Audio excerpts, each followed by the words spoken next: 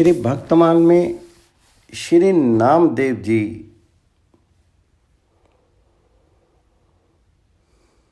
सर्वत्र भगवत दर्शन।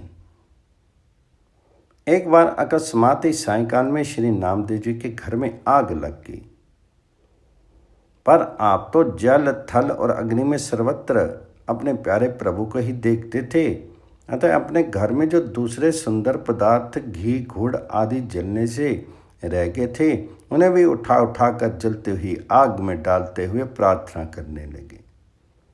हे नाथ, इन सब वस्तुओं को भी स्वीकार कीजिए। भक्त की ऐसी सुंदर भावना देख करके भगवान जी ने प्रकट होकर के दर्शन दिया और हंस करके बोले कि अत्यंत कोमल मुझ श्याम सुंदर को तीक्ष्ण असह्य अग्नि की ज्वाला में ही देखते हो। श्री नामदेव ने कहा, प्रभु ये आपका भवन है, आपके अतिरिक्त दूसरा कौन यहाँ आ सकता है। ये सुन करके प्रभु प्रसन्न होगे और अग्नि शीतल होगी।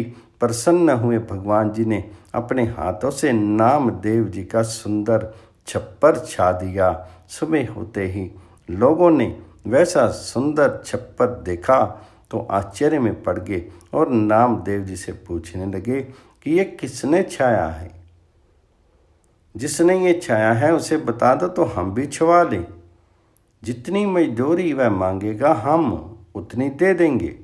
नामदेव जी ने कहा, ऐसे छप्पर की छवाई के लिए तन मन प्राण सब देने पड़ते हैं। इस घटना के संबंध में प्रियादास जी इस प्रकार से कविता में कहते हैं, ओचक ही घर मांझ सांझ ही अग्नि लागी, बरो अनुरागी रही गई सौ डारिये, कहे अहो नाथ सब कीजिए जो अंगीकार, हसे सकुमार हरि मोहि को निहारी। तुमरो भवन और सके कोई आए, इहाँ भय यो प्रसन्न छानी, छाई आप सारिये, पूछे अग्नि पूछे आनी, लोग कौन छाई हो छवाई, दीजे दीजे जोई भावे तन मन प्राण बारी।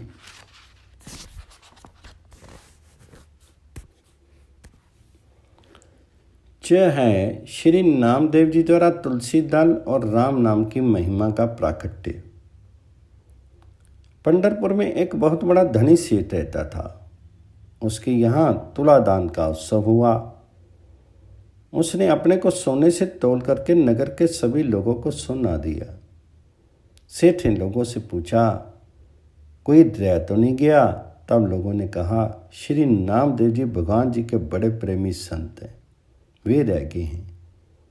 सेठ ने कहा, उन्हें बुला कर लाओ। सेठ के नौकर मुनीम बुलाने गए। दान ब्राह्मणों को दो, हमें कुछ भी नहीं चाहिए।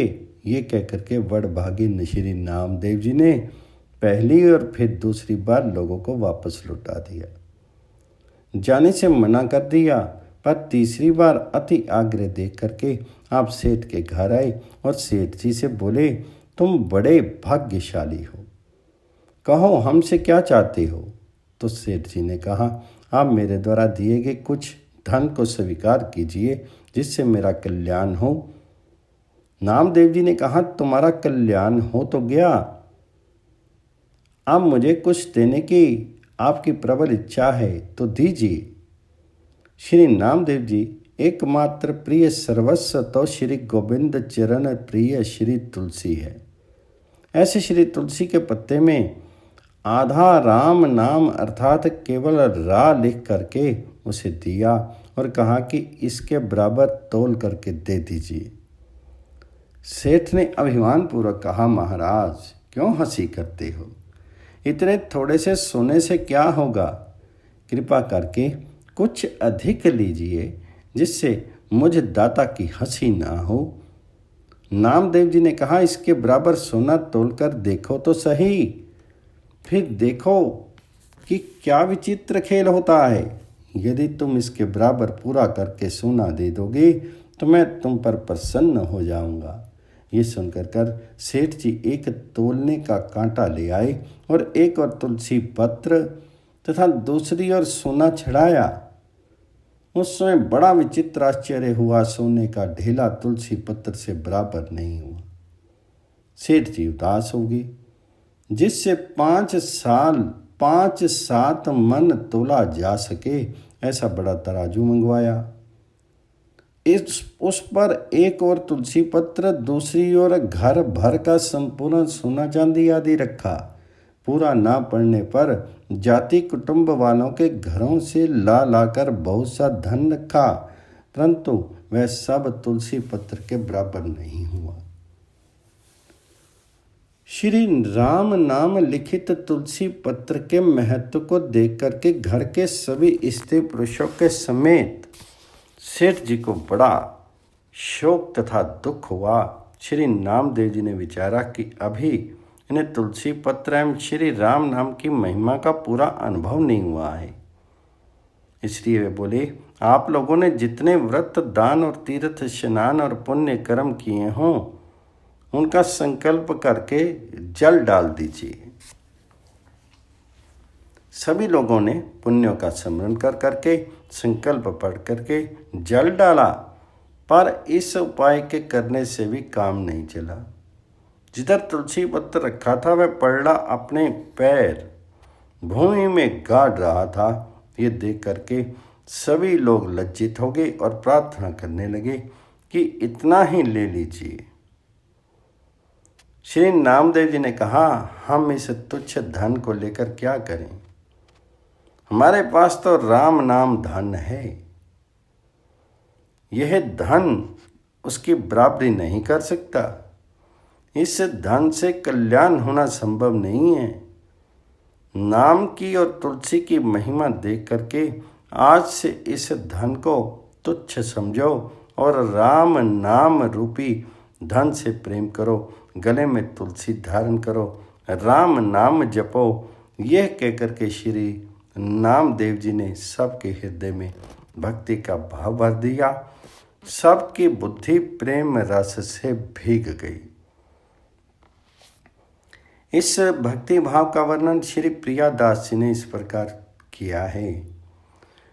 सुनो और परचे जे आए ना कवित मांझ भांझ, भई माता क्यों ना जो नाम मति पागी है। हो तो एक साह तुला दान को ओछा भयो, देवपुर सबो रहियो नाम देव रागी है। ल्यायो जो बुलाई एक दौड़ तो फेराई दिए, तीसरे सो आए कहा कहो वड़ भागी है। कीजिए जो कछु अंगीकार मेरी भलो होए, भयो भलो तेरो दीजो जो पे आस लागी है। जाके है तुलसी है ऐसे तुलसी के पत्र मांझ लिखियो, आधो राम नाम यासो तोल दीजिए। कहाँ परिहास करो ढरो होए दयाल देखी, होत कैसी ख्याल या को पूरो करो रीझिए।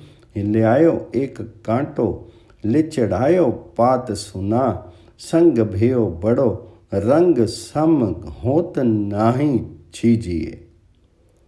लई सो तराजू तासो तुले मन 5-7, जाति पाति को धन धरियो पे ना दीजिए। परयो सोच भारी दुख पावो नर नारी, नाम देव जो बिचारे एक और काम कीजिए। जित्ते व्रत दान और स्नान किए तीर्थ में, करिए संकल्प यापे जल डारी दीजिए। करेऊं उपाय पात पला भूमि गाड़े पाए रहे, वे किसाए कहियो इतनो ही लीजिए।